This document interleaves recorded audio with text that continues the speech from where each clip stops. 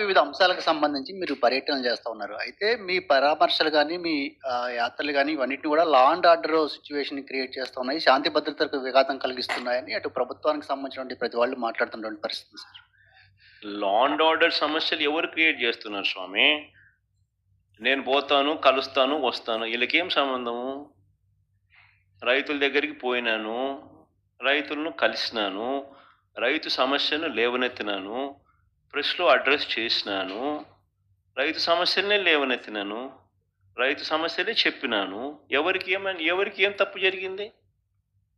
ప్రతిపక్షంలో ఉన్న ప్రతిపక్ష నాయకుడిగా నేను చేయాల్సిన ధర్మం నేను చేసినాం. నా ప్రోగ్రామ్‌ను అడ్డుకునింది మీరు. ఎందుకు అడ్డుకున్నారు? నా ప్రోగ్రామ్‌కి ఎంతమంది వస్తే నీకేం బాధ? నీ ప్రోగ్రామ్‌కి రాలేదని నీకెందుకు అంత బాధ?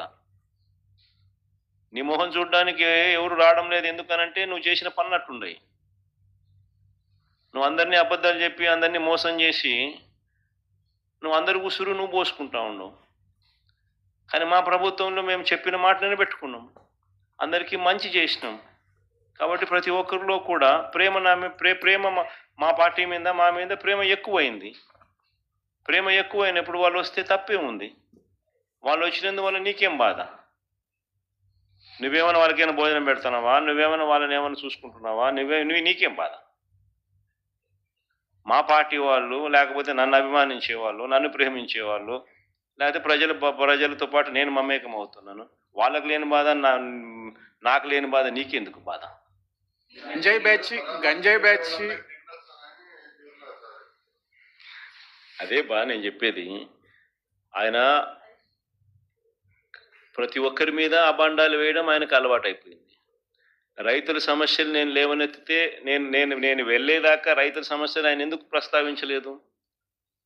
అదే పొగాకు రైతులకు కానీ, అదే మిర్చి రైతులకు కానీ, అదే తెనాలిలో జరిగిన ఘటనకు కానీ, లేకపోతే నిన్న జరిగిన ప్రైవేట్ కంప్లైంట్ ఇచ్చే విషయంలో కానీ, ఇవన్నీ కూడా జెన్యూన్ ప్రాబ్లమ్స్ అవునా కాదా? ప్రతి ఒక్కరికి జరిగిన నష్టం అవునా కాదా?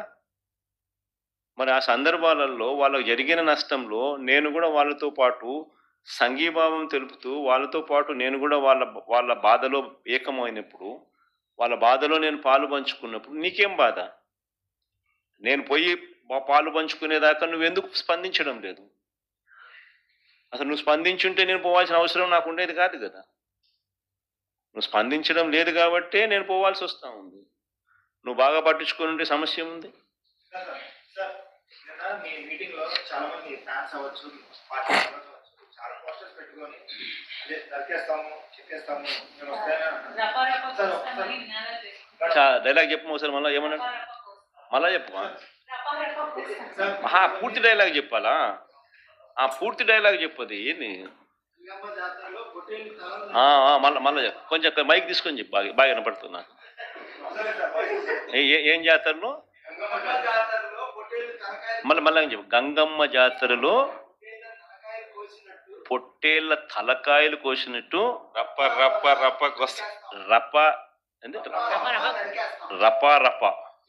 రప నరికేస్తాం. అదే ఒక పోస్టరా? అదే సినిమా డైలాగ్ అనుకుంటా స్వామి. Yeah cinema dialogue? Pushpa 2 sir. Pushpa cinema dialogue అది. మరి నువ్వే చెప్తున్నావు స్వామి. అంటే ఇప్పుడు పుష్ప సినిమా డైలాగులు పెట్టినా కూడా తప్పేనా? అసలు డెమోక్రసీలో ఉన్నామా, డెమోక్రసీలో లేమా స్వామి మనం? ఇది నాకు అర్థం కాదన్నా. అంటే పుష్ప సినిమా డైలాగులు పెట్టినా తప్పే, పుష్ప ఫోటోలు పెట్టినా తప్పే, గడ్డ మిట్టన్నా తప్పే. ఏంది స్వామి ఇది? ఏ ప్రపంచంలో ఉన్నాము? ఇదంతా డెమోక్రసీలో ఉన్నామా, డెమోక్రసీలో లేమా? సార్, ఆ పోస్టర్ పట్టుకున్న అతను కూడా టీడీపీ కుర్రాడు సార్. అంతకుముందు టీడీపీ నాయకుడితో కలిసి దిగిన ఫోటోలు కూడా బయటకు వచ్చాయి. అతను టీడీపీ కార్యకర్త. టీడీపీ సంబంధించిన మెంబర్షిప్ కార్డు కూడా ఉంది అతని. కానీ అతను మీ పార్టీ సంబంధించిన వ్యక్తిగా ఆ మనిషికి టీడీపీతో ఇంత ముందు గతంలో తిరిగిన ఫోటోలు కూడా ఉన్నాయా? మెంబర్షిప్ కూడా ఉంది సార్. ఆ టీడీపీ సభ్యుడు కూడా మెంబర్షిప్ కూడా ఉన్నాడా? అంటే దాని అర్థం వీళ్ళే పెట్టించినారా? పెదకూరపాడు నియోజకవర్గం సార్. ఓ టీడీపీ సభ్యత్వం కూడా ఉందా మరి?